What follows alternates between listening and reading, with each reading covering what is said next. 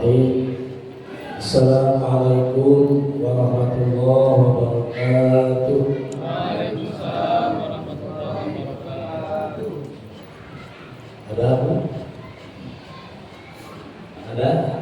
Jelas suaranya? Kekenyangan. Sekali lagi. Assalamualaikum warahmatullahi wabarakatuh. Waalaikumsalam warahmatullahi wabarakatuh.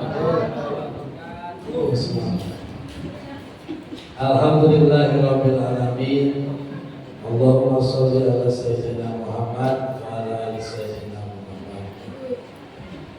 Bapak Ketua Amir Masjid beserta pengurus yang kami hormati, Bapak RW, Bapak RT yang ada di lingkungan RW 01 Kelurahan Bunga Barat. Dan insya Allah kita semua yang hadir, bapak-bapak, ibu-ibu, juga anak-anak kita, semuanya dimuliakan oleh Allah Subhanahu wa Ta'ala. Malam hari ini merupakan malam yang ke-7. 7, Bu? Sudah terasa belum? Sudah terasa puasanya? Belum.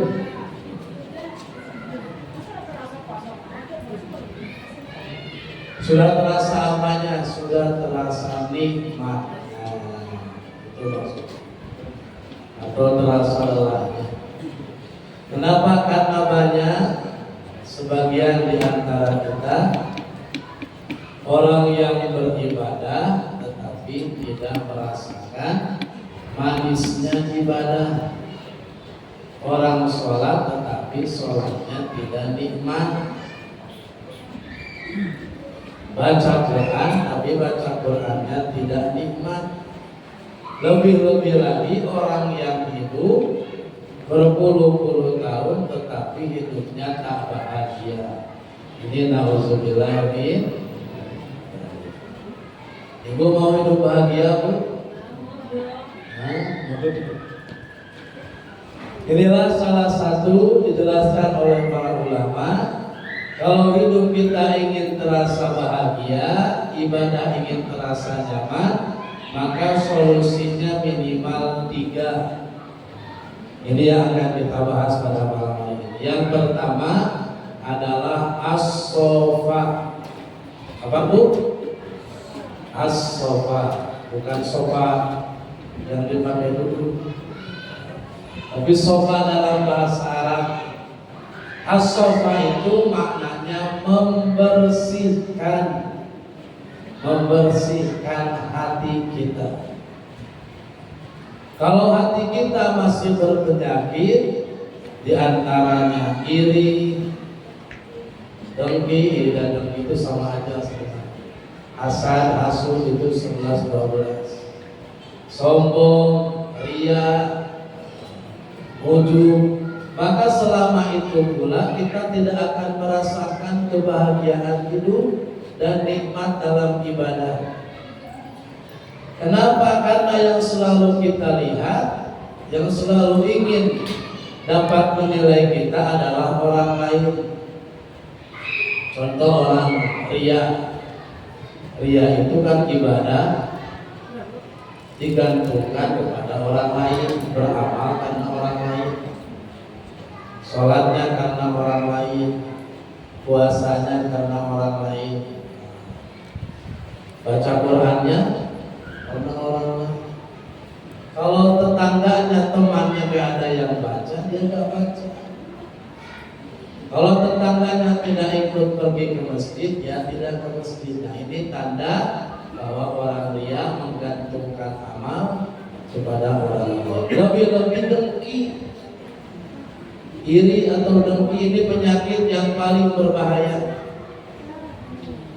Makanya Allah Subhanahu wa Ta'ala mengingatkan dalam Quran, Qul a'udzu birabbil falaq min syarri ma khalaq wa min syarri ghasiqin idza waqab wa min syarri hasidin idza hasad. Allah memerintahkan kita untuk berlindung daripada hasad atau dengki.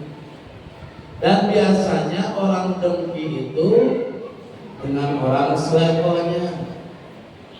Kalau pedagang dengan pedagang lagi, kalau pejabat dengan pejabat lagi, saling hina, saling jatuhkan. Kalau tukang ojek dan tukang ojek lagi, biasanya seperti ini. Kalau ustaz dengan ustaz lagi, ini tidak sedikit gara-gara hasad, gara-gara dengki. Maka yang pertama, kalau hidup kita ingin bahagia, ibadah ingin merasa nyaman, bersihkan hati kita. Dengan cara apa? Para ulama juga menjelaskan ada 5. Yang pertama, dengan membaca Quran dan memahami maknanya. Jadi baca Qurannya banyak, tetapi dipahami juga maknanya, biar paham yang kita baca. Yang kedua, mengerjakan sholat malam, sholat tahajud, sholat taubat malam banyak, sholat hajat malam, sholat tarawih malam, sholat witir malam. Ini untuk mengolah hati kita, membersihkan hati kita. Kenapa? Karena malam ini anaknya kita tidur, anaknya santai-santai di rumah. Tapi kita latih diri kita untuk sholat, untuk membersihkan hati kita. Kemudian memperbanyak zikir di waktu malam sampai dengan fajar, sampai subuh. Selesai tahajud, kita berzikir, berdoa. Kemudian membersihkan hati dengan bergaul atau berteman dengan orang-orang soleh, dengan orang-orang baik. Dan yang kelima, membersihkan hati dapat dilakukan dengan cara berpuasa, seperti halnya kita puasa Ramadan, untuk menundukkan nafsu kita, untuk menundukkan pandangan kita, untuk menundukkan segala pendengaran kita dari yang dilarang oleh Allah Subhanahu wa Ta'ala. Yang pertama adalah as-sobat, itu yang pertama. 5 menit lagi. Yang kedua adalah al-wafa. Apa al-wafa itu? Al-wafa itu perbuatannya tidak mengingkari perkataannya. Artinya ucapan dan perbuatan sama. Kebanyakan kita ucapannya A, perilakunya B. Dalam sholat kita mengatakan Allahu Akbar, Allah yang Maha Besar, tetapi perilaku kita kadang mencerminkan kita yang besar, kita yang hebat, kita yang kuat. Padahal la haula wala quwwata illa billah. Jadi al-wafa itu harus sejalan, harus serasi antara perkataan dan perbuatan. Seperti kita terhadap anak-anak kita, nah baca Quran kita aja nggak baca, itu kan nggak sejalan. Nah ngaji kita kadang ngaji. Maka selama perbuatan dan perkataan belum sejalan, selama itu juga kita belum atau tidak akan pernah merasakan nikmatnya hidup.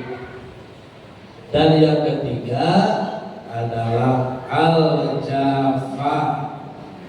Al-jafa itu disanjung tidak senang, dicaci atau dihina tidak marah, tidak sedih. Artinya apa? Kalau ada orang yang memuja kita, memuji kita, menyanjung kita, maka hati kita tidak gembira, tidak senang. Begitupun kalau ada yang mencaci kita, menghina kita, maka kita tidak bersedih, kita tidak marah. Artinya pujian dan cacian sama saja. Bisa nggak? Bisa Pak seperti itu? Harus belajar. Kenapa? Karena dia tidak lagi memperdulikan ucapan atau penilaian dari manusia. Selama dia berada di jalur yang benar, di jalan yang sesuai dengan perintah Allah, maka dia tidak menghiraukan penilaian manusia. Kenapa? Karena sebaik apapun kita, sehebat apapun kita, pasti ada orang yang tidak suka dengan kita. Pasti ada orang yang menghina kita. Pasti ada orang yang mencaci kita. Maka jangan terpengaruh dengan penilaian orang lain. Maka hidup kita akan tenang, ibadah akan nyaman, hidup akan bahagia. Yang pertama adalah as-soba, bersihkan hati kita. Yang kedua al-wafa, selaraskan antara perkataan dan perbuatan. Yang ketiga al-jafar, dipuji dan dihina sama saja. Itu yang dapat kita simak malam hari ini. Mudah-mudahan ada manfaatnya. Kami akhiri. Wassalamualaikum warahmatullahi wabarakatuh.